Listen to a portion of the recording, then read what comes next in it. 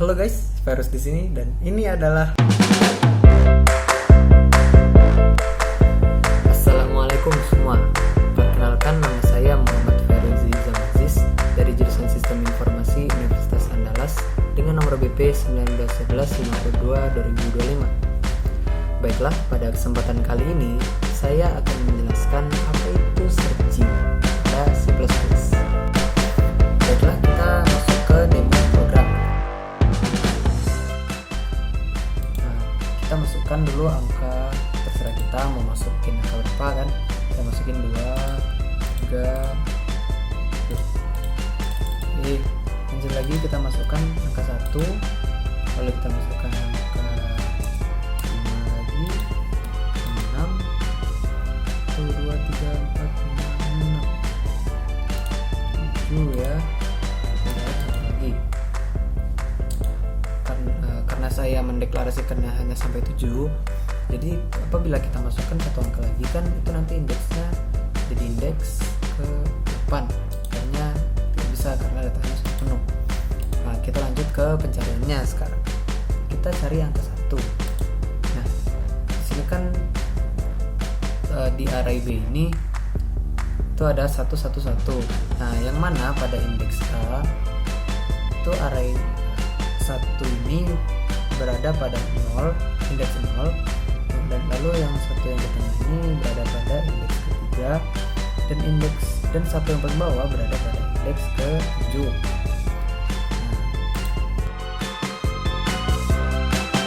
Kita membahas ke kode programnya. Pertama, saya deklarasikan integer array A 7, array B 7, integer A, B, dan juga sekuensial. Lalu untuk button satunya saya tuliskan if A lebih dari 7, atau apabila data yang di sini yang diinputkan itu sudah lebih dari 7, maka nanti akan muncul data penuh. Lalu apabila A belum lebih dari 7, atau dalam kata lain hanya masih kurang dari 7, maka akan jalanlah program ini. Jadi pada baris pertama ini array A kecil sama dengan string to integer edit 1 ke text. Kenapa ini string to integer?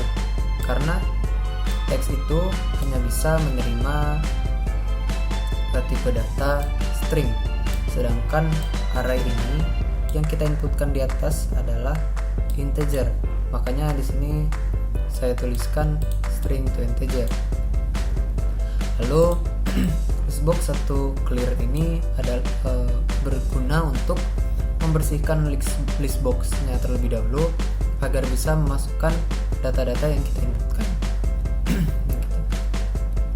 Nah, lalu yang A++ ini agar datanya itu dia bisa bertambah hingga ke indeks maksimalnya sampai 7. Lalu kita masuk ke for atau perulangannya. Nah, integer C sama dengan 0. Nah, C ini adalah variabel lokal yang saya masukkan. Nah, jadi apabila C itu masih sama dengan 0 atau masih kosong, nah maka programnya akan berjalan.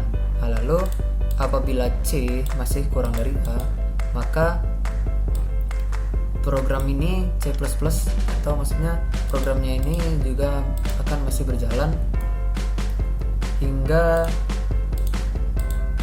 C sama dengan A ataupun lebih dari juga. Nah, lalu pada listbox 1 nanti akan tampil array A yang sudah kita inputkan tadi. Yang sudah kita inputkan di sini akan tampil pada listbox 1 di sini.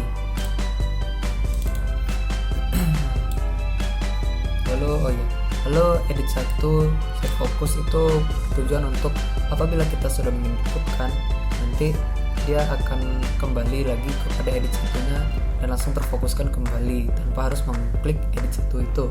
Dan juga edit 1 clear ini, dan nanti setelah kita inputkan, data akan langsung terhapus, dan juga data akan langsung terhapus tanpa harus kita hapus terlebih dahulu, sudah otomatis.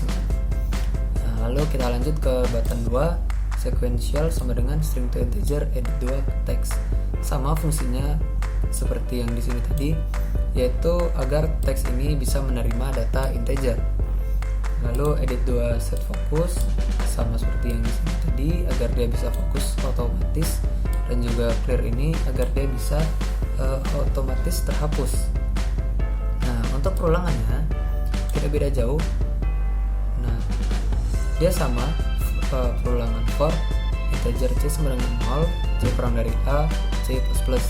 Nah, dengan syarat sequential itu sama dengan array a.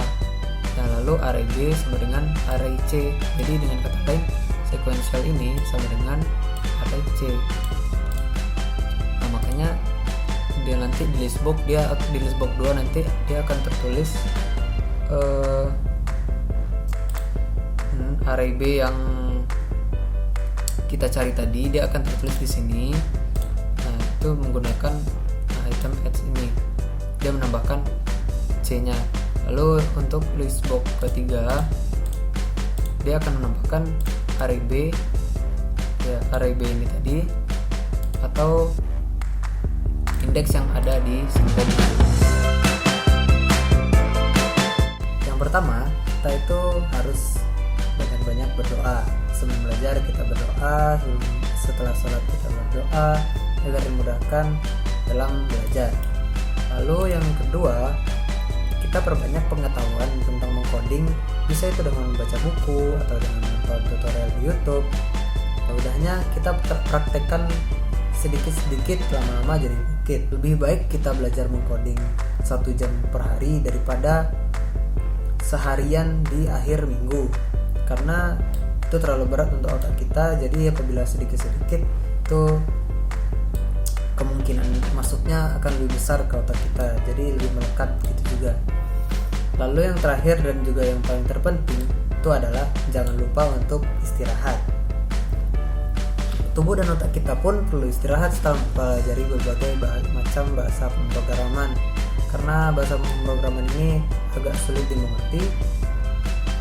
Dan juga istirahat ini berguna untuk merefresh keadaan otak kita yang sudah lelah ketika membaca pemrograman ini. Sekian dulu video dari saya. See you next time.